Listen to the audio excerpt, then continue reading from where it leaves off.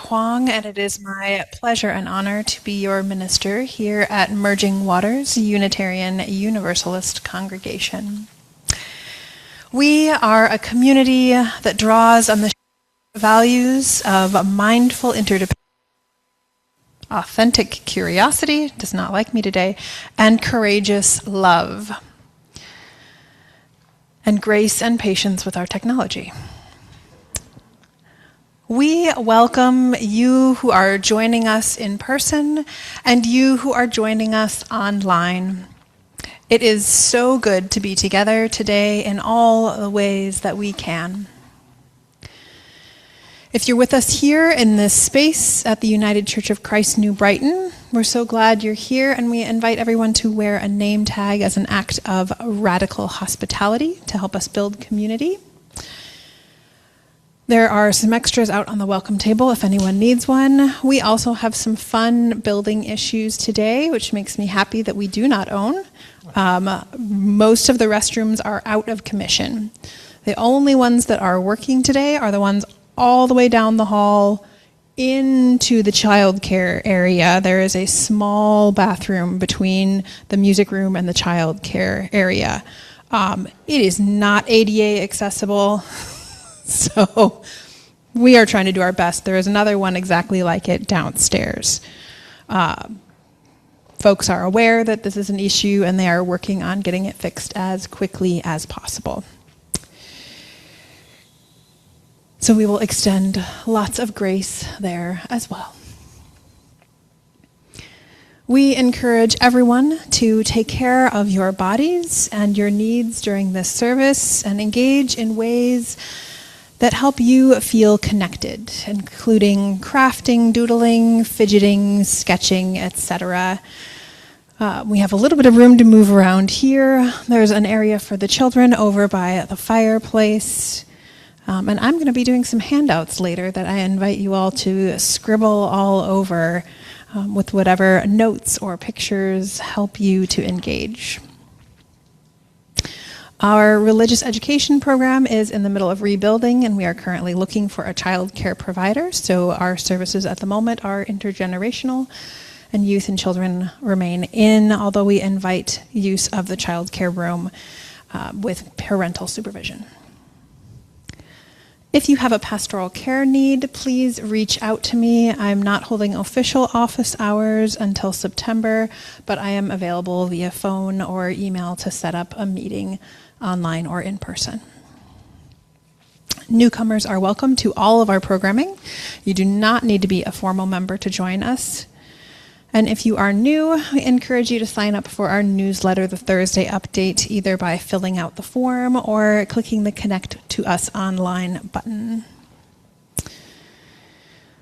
There are a lot of announcements that you can find in our Thursday Update. I'm going to highlight a few, but know that there are a number of members who are doing arts and performing things, and I encourage you to check those out because they are some incredible opportunities. Also, big announcement, next Sunday is our first 1 o'clock service. We are shifting a half an hour later to hopefully give folks a little more time to get through lunch before you come and join us here. If you come early, we'll just ask you to help with setup. You can enjoy our silly jokes and antics before service. Action and Justice Survey is in the Thursday Update. It just takes a few minutes. It really helps us kind of figure out how we can best engage together as a community. If you take a couple minutes to fill that out, it would be much appreciated.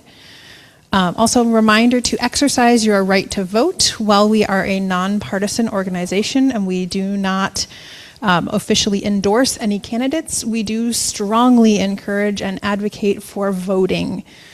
Primary elections is Tuesday, August 11th. Can you make a comment about that? Super quick.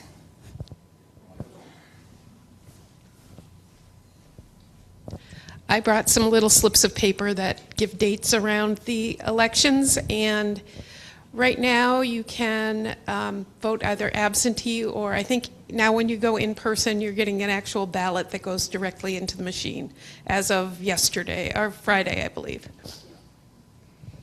Thank you for that update. We know there's a lot of moving pieces around voting right now, or attempted pieces. Upcoming events to note, Bruce and Marie are having their big annual backyard picnic. That is Saturday, August 8th from 3 to whenever the bugs drive us out. See Bruce or Marie for more information on that. Super quick. And if you want to be part of a performer singing, writing, and reading your own writing, and all sorts of things, please see me. I'm going to get the lineup, and it's going to be really fun. It's a coffee house. It serves as our coffee house for August. Yes. So there is no coffee house this coming Saturday. Saturday, yes.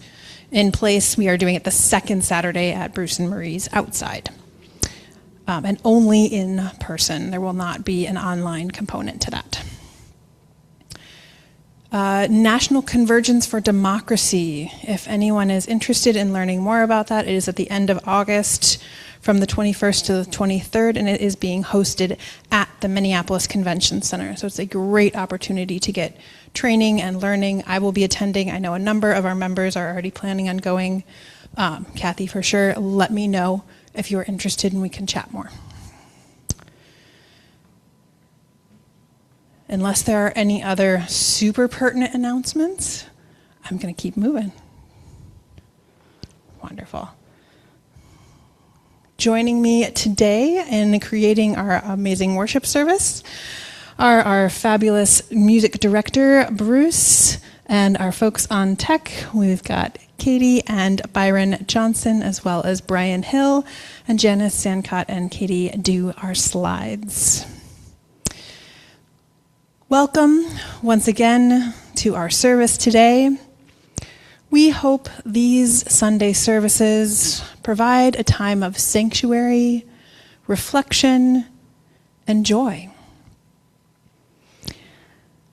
I'm going to light our chalice here in person, and I invite anyone at home who has a chalice to light it along with me. Actually, I'm going to ask for a little help on this, because mics and chalice lighting don't go well together. Thank you. That's good. Our opening reading for today is called Useful Anger. And it's by the Reverend Stephen M. Schick. He starts with a quote from Marge Percy. "A good anger swallowed clots the blood to slime."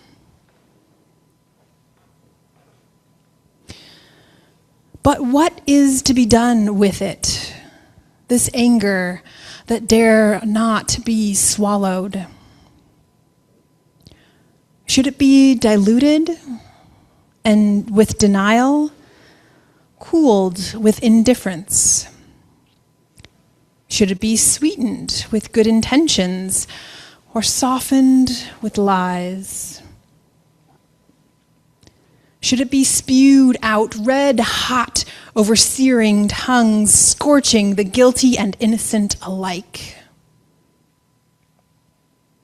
What's to be done with it? The anger that dare not be swallowed. Don't dilute it, deny it, or cool it. Don't sweeten it or soften it, but pause for a moment. Could you hold it before your eyes? Examine it with your heart and mind. Could you hold it, then touch it to your belly, that place where your soul rests? Could you let it enter there, knowing it is a part of you that needs to be treated kindly, that needs to be listened to, that needs to be honored. For it has the power to save you, to save all of us.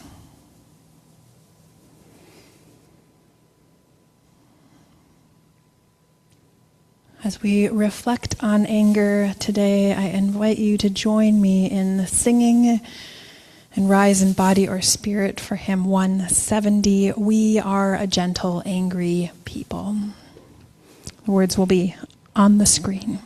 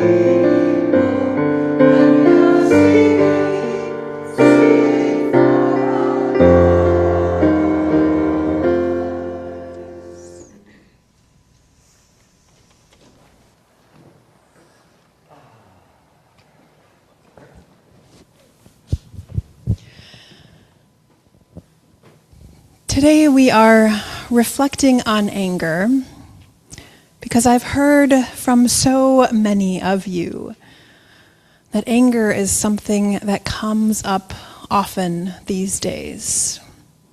Usually after I've preached on love, somebody will come up to me and share their anger with me. So I thought we need to talk about this. Now let us sing in meditation, There is a Love.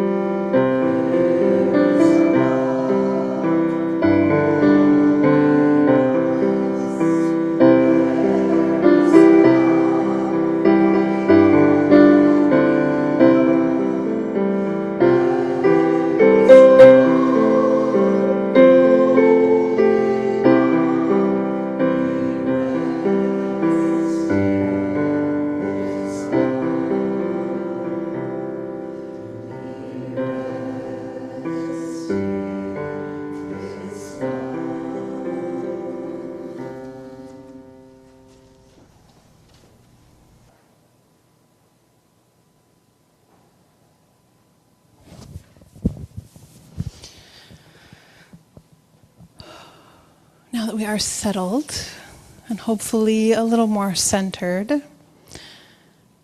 going to invite us into some meditations on anger. And a few notes before we go into these.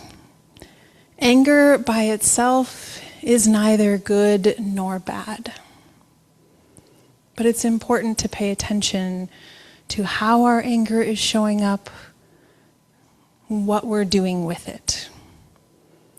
So today is to invite you into reflections on your individual anger and our collective anger at what is happening in the world today.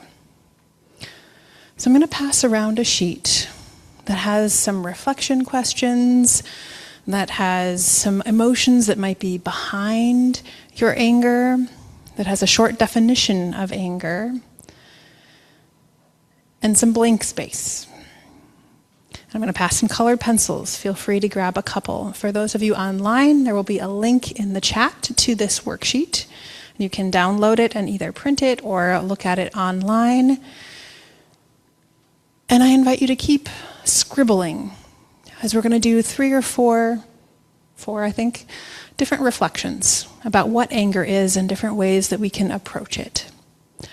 And once we've gone through all of those reflections, I'm going to invite us into a time of conversation and sharing about what came up for you, whether it was a question, whether it was a certain phrase or a memory. We'll have some time to just kind of be present to each other and hear where we are at collectively with this challenging emotion of anger. So I'm going to pass these around that way, followed by some pencils. And while it's passing around, we're going to prepare a video from TED about 5 philosophies on anger. But I'm going to read the quote at the bottom of this sheet from Brené Brown on anger, and then we'll do the video so we're not passing while we're watching. So Brené Brown, in her book Braving the Wilderness, says, anger is a catalyst. Holding on to it will make us exhausted and sick. Internalizing anger will take away our joy and spirit. Externalizing anger will make us less effective in our attempts to create change and forge connection. It's an emotion that we need to transform into something life-giving. Courage, love, change, compassion, justice. Or sometimes, anger can mask a far more difficult emotion like grief, regret, or shame. And we need to use it to dig into what we're really feeling. Either way, anger is a powerful catalyst, but a life-sucking companion. And with that, I will invite us into our first video reflection.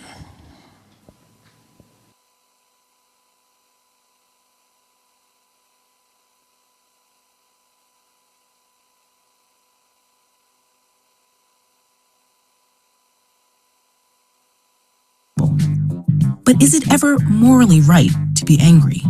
And if so, when? One of the most foundational understandings of anger comes from the Greek philosopher Aristotle, who proposed an idea called the doctrine of the mean. In this model, there's a sweet spot for our actions and emotional reactions, and it's up to you to develop practical wisdom about when you should feel what and how strongly to feel it. For example, let's say you're going to sleep early because you have an important meeting tomorrow, and your neighbor just started blasting music. If you can't sleep, you might botch your meeting, so feeling angry is definitely understandable. But how much anger should you feel? And what actions, if any, should you take? To answer these questions, Aristotle would need to know more details. Have you previously talked to your neighbor about this issue? Is it a reasonable time to be playing music? Is your neighbor trying to antagonize you, or are they just enjoying their evening? Relying on practical wisdom and Aristotle's case-by-case approach makes a lot of sense for navigating interpersonal conflicts. But what about when there's no one to blame for your anger? Imagine a tornado completely destroys your house while your neighbor's home is untouched. No amount of anger can undo the disaster, and there isn't really a suitable target for your frustration. Yet for the ancient Stoics, the tornado and the noisy neighbor are basically identical. The Stoics believed life is like an uncontrollable cart we're all tied to, and we can either learn to go with the flow or hurt ourselves fighting its momentum. In their logic, we all live at the whims of fate, and our actions can never actually change things, whether it's a natural disaster or how others act towards us. So, Stoics believe anger is always wrong, since it causes pain and is ultimately futile. The 8th century Indian Buddhist philosopher, Shantideva, also questioned our free will and the value of anger, arguing that because people often lack rational control over their emotions, we should endeavor not to let their anger and cruelty spread to us. But even if it's hard for us to control our anger, there might be something we can learn from it. Philosopher P.F. Strawson's theory of reactive attitudes suggests that experiencing anger is a natural part of human psychology that helps us communicate blame and hold each other accountable. In this model, anger can be an important part of letting us know when something immoral is happening, so removing it would impair our social lives and moral communities. But finding the right response to those psychological alarm bells can be tricky. For instance, if you were supervising cruel, disrespectful young children, it might be natural to feel anger, but it would be wrong to treat their moral mistakes like those of fully formed adults. So when should you act on anger? And can it ever help change things for the better? Let's imagine your community is experiencing serious health issues because a nearby factory is illegally polluting the water supply. A long tradition in political philosophy argues that the righteous anger often invoked by witnessing this kind of injustice can be invaluable for fueling change and motivating community action. In unjust situations like this, it could be a moral mistake to suppress your anger instead of channeling it into positive action. But other philosophers argue that anger has an inherent negative element that limits its transformative power. Philosopher Martha Nussbaum pointed out that famous civil rights activists such as Gandhi, Nelson Mandela, and Martin Luther King Jr. warned that giving yourself over to even the most righteous anger can lead one to become bitter, vengeful, or hateful of others. They cautioned that we should carefully calibrate our emotional responses to ensure that we see others not as enemies, but as community members with whom we must learn to coexist, regardless of our ever-changing emotions. We are the rainbow, the stars, and the stripes.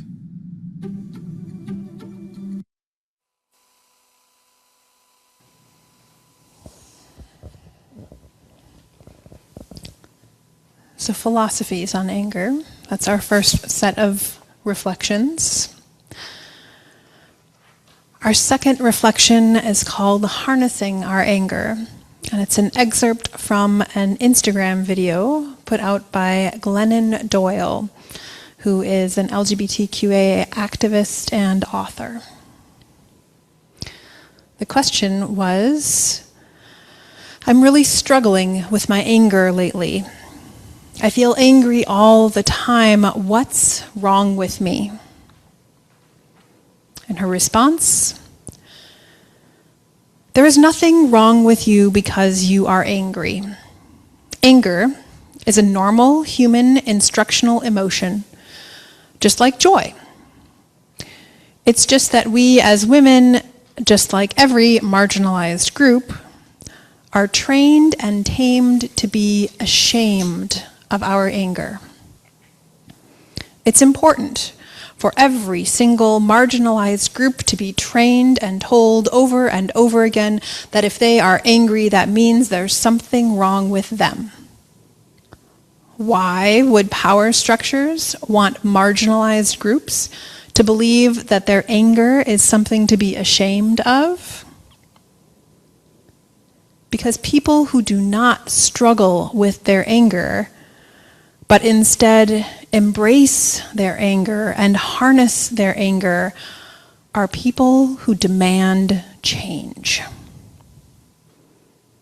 The only people who have ever changed the world were people who were pissed off and who stopped trying to manage their anger or fix their anger or struggle with their anger, and instead embraced their anger, harnessed their anger with other angry people, and unleashed it in creative ways to make change.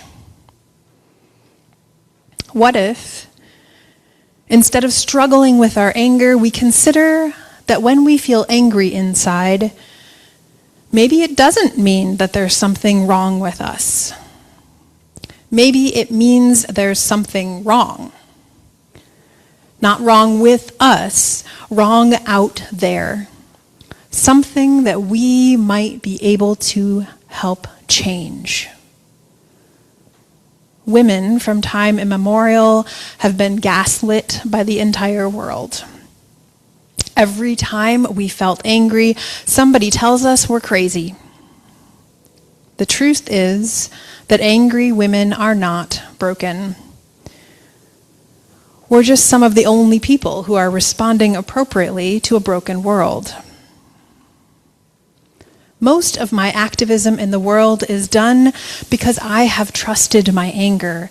Because when I get pissed off, I just assume there's something to be pissed off about. And I find other pissed off women, and we pull together our genius and our talent and our resources and our energy, and we unleash it. The really cool thing about anger is that when you use it out there, it disappears for a while. When you stop swallowing it over and over again and studying it and trying to not be it and feeling ashamed of it and not speaking your truth, when you use it, it's fuel. It burns up. And then you just settle back down until you get pissed off again.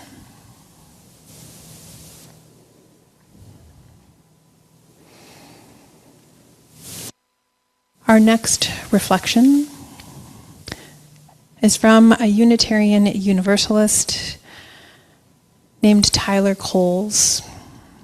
It's called Honor and Praise to Black Rage.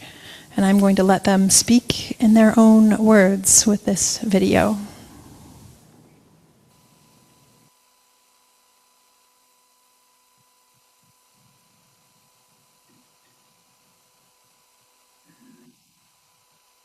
Deep in the shadow of night, down near the crossroads and cemetery gates, with bitter liquor and cigar smoke wafting, I greet you. Clad in white upon the floor before shrines, following the names of the ancestors being uttered, I greet you. You are the sacred and righteous rage of my people, echoing throughout time from the lands of our elders, from the depths of the ocean, I hear you now. You call out to us in the swirling winds, and the clamoring of lightning, and the crashing of waves, and the flow of rivers, and the rustling of forests, and the clouds that move across the heavens, and the drumbeat of the earth. You are present in the cries of Black Lives Matter and no justice, no peace. You shimmer brightly in the flames of buildings crumbling to the ground as they are consumed in flame. In the calls for protests and direct action, in the stirring of pots, the laughter of children, and the tears and prayers of our guardians. You are Black Rage, holy and sacred, unbound and unapologetic. You swell in the hips and breasts, in the curves of cheekbones and nostrils, in the beats of the heart and pulsating thoughts, in exhaustion, in frustration, in numbness and mobilization, in life. And you name yourself as good. Holy and sacred Black Rage. Be ever present in our struggle for liberation, in our work to be, to love, to exist. Guide our movements in all of their forms as we strive to be good ancestors, ensuring that our descendants might look upon our memory with favor. For you, for them, invite us to live without fear. Dear holy and sacred Black Rage, give life to this valley of dry bones. Move like fire upon our spirits. Stir within us now and forevermore. Ashe, so be it, and amen.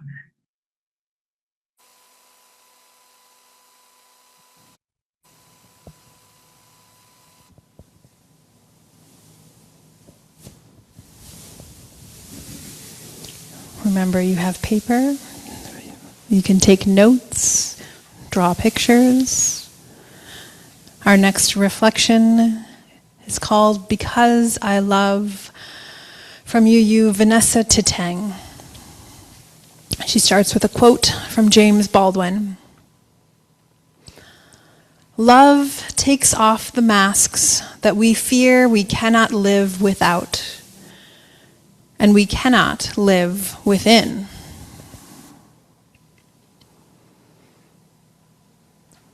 The day after the 2024 election, the impact on those in marginalized positions, myself included, hit hard.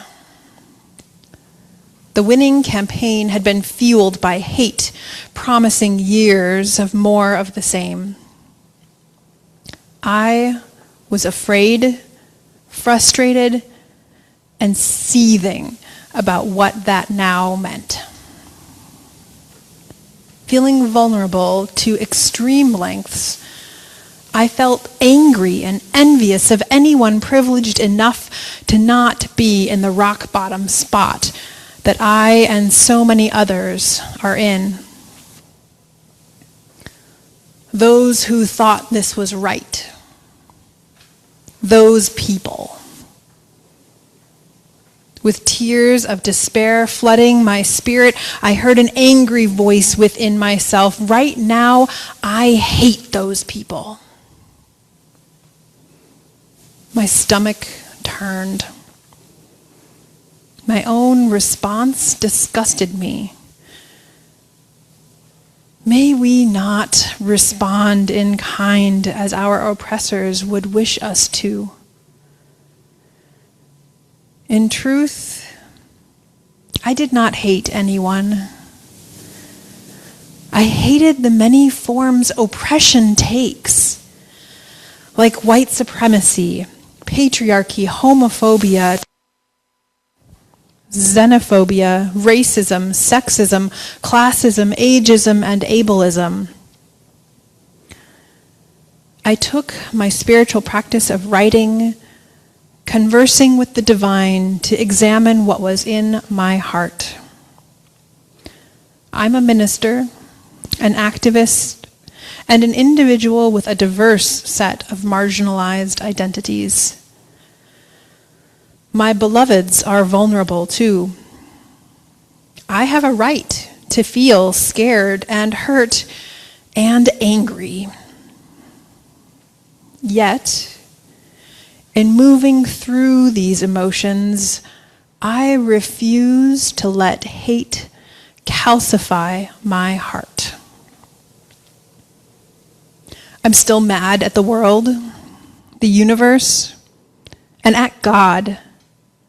And thankfully, God takes it.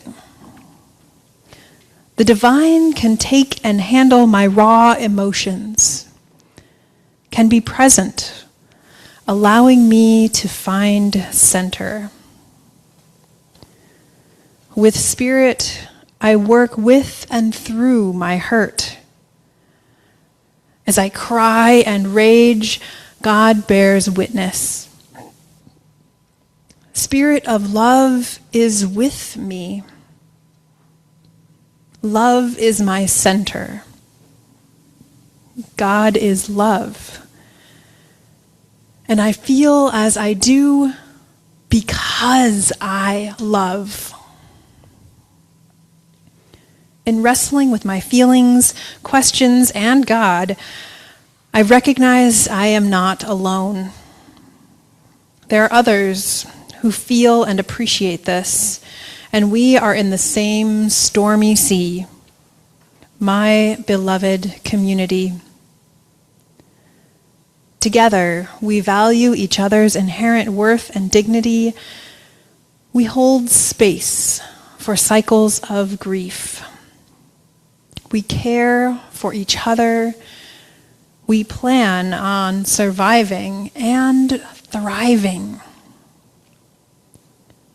We grow love in spite of hate and fear.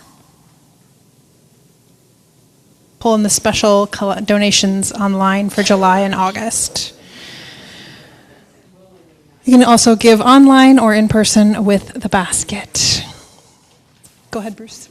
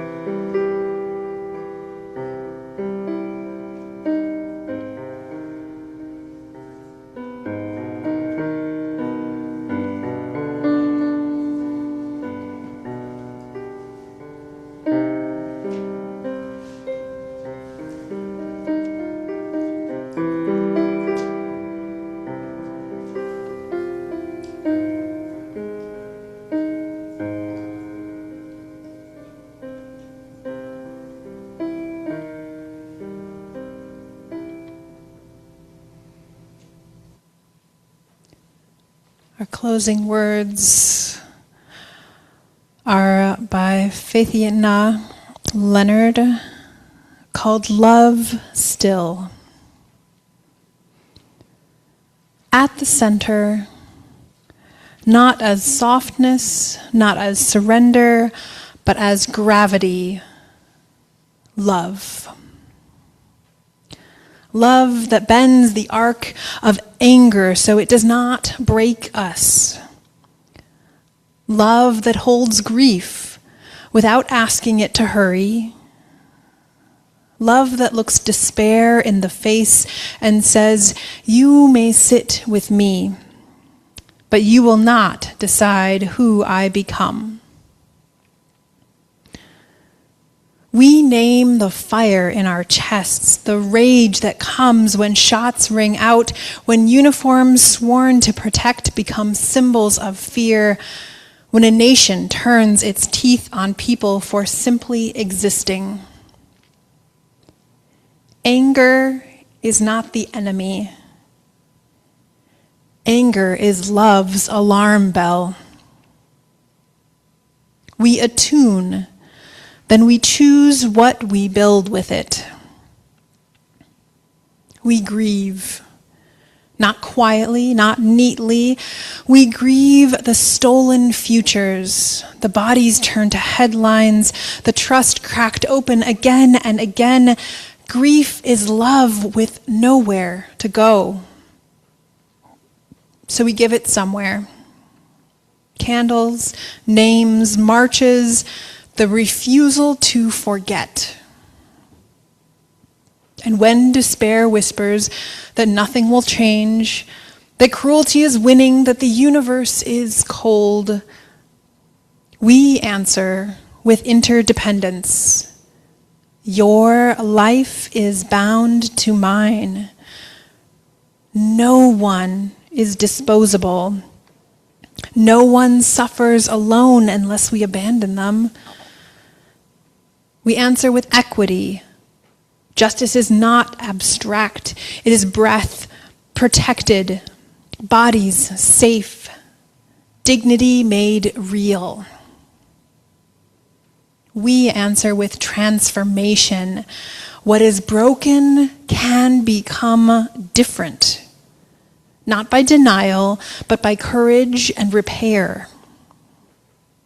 We answer with pluralism. There is more than one way to be human, and every way deserves space to live. We answer with generosity. We will keep giving ourselves to hope, even when it costs. We answer with justice. Love is not neutral. Love takes sides with the harmed, the hunted, the unheard. And always at the center, not naive, not passive, love that stays. Love that resists. Love that refuses to become what it is fighting. In a time when the country feels like it is attacking its own body, we choose to be the immune response, not destroying, but healing. This is how we carry anger without becoming it.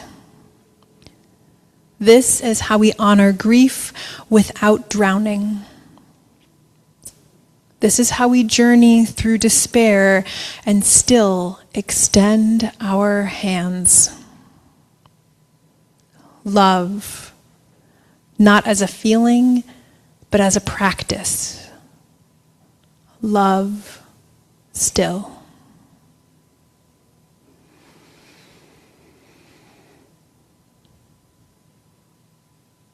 As we take these meditations and continue to grapple with them, I invite you now to join me in our words for our chalice extinguishing, which will be on our screen.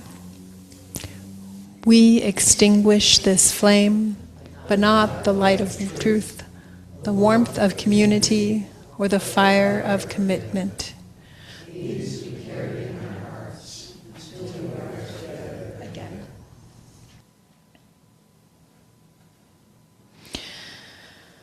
Our service is almost over. Remember to check our website and the weekly Thursday update. If you're in person, I encourage you to continue our conversations that many of us did not want to end, and do so over refreshments that we may nourish our bodies and spirits alike. We've mostly been on hiatus from Sparklets this summer, but if you would like to share, we can join back together here in about 10-15 minutes for a brief Sparklet circle. Remember, as you are greeting one another, to ask for consent if you would like a handshake or a hug. And now, may we go in peace. Those of you in person, I invite you to join in our traditional closing circle and song, Go in Peace. Remember to check with your neighbor on their comfort of holding hands, a hand on an elbow or shoulder, or simply crossing your arms over your chest. At home, we invite you to turn your camera on so we can see your faces as we sing together.